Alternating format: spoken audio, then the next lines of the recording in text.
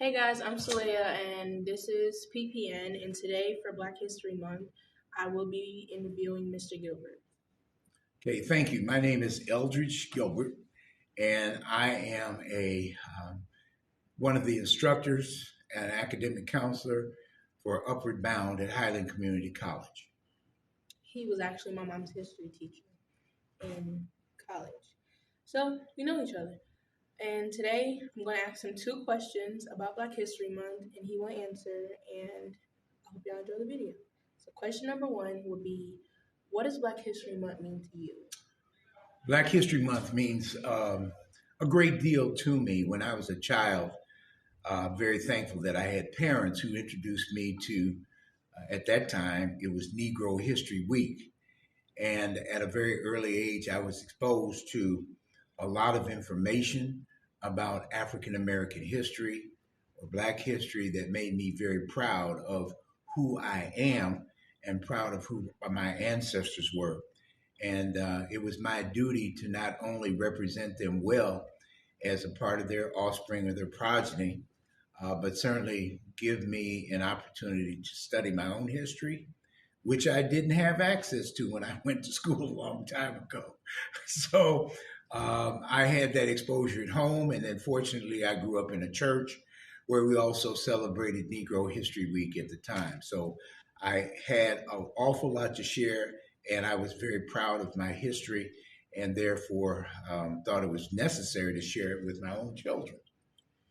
Black History Month is pretty cool. I hear a lot, I hear and I see a lot of people who don't like Black History Month, given the fact that it's the shortest month of the year, and they feel like we should just have a month. We should be celebrated every month or whatnot. Okay, and then question number two is, who is one of your favorite Black History leaders? Oh boy, I have many.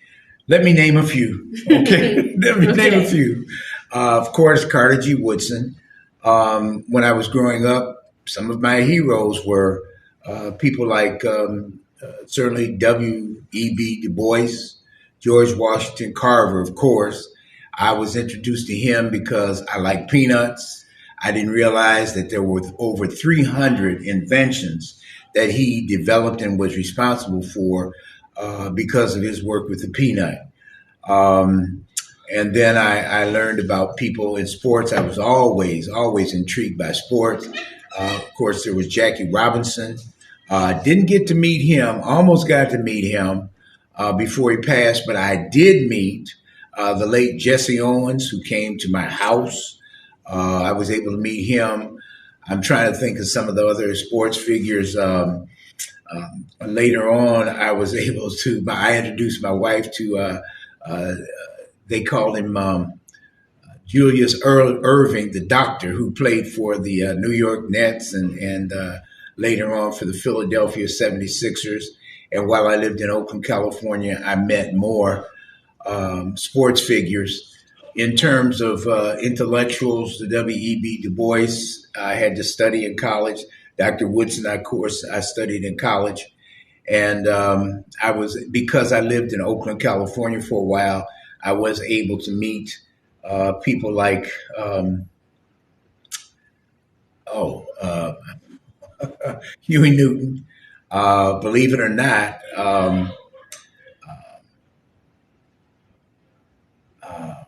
boy, one of the Black Panther Party's Bobby Seale, his niece used to babysit my children, and certainly there were others, but I guess I have to go to my college professor at Lincoln University, where I did my graduate work.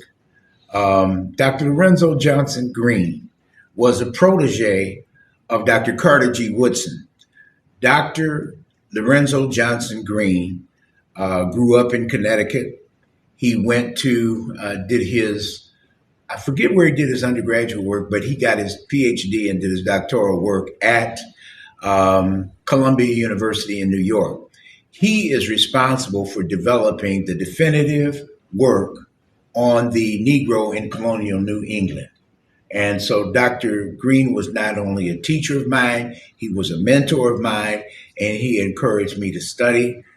And I learned an awful lot. I could say that 90% of what I know about African American history or Black history, I can attribute to my friend and my mentor, the late Dr. Lorenzo Johnson Green.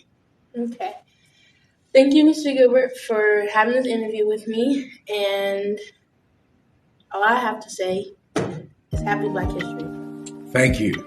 And thank you for allowing me to share this moment in Black history with you. You're welcome.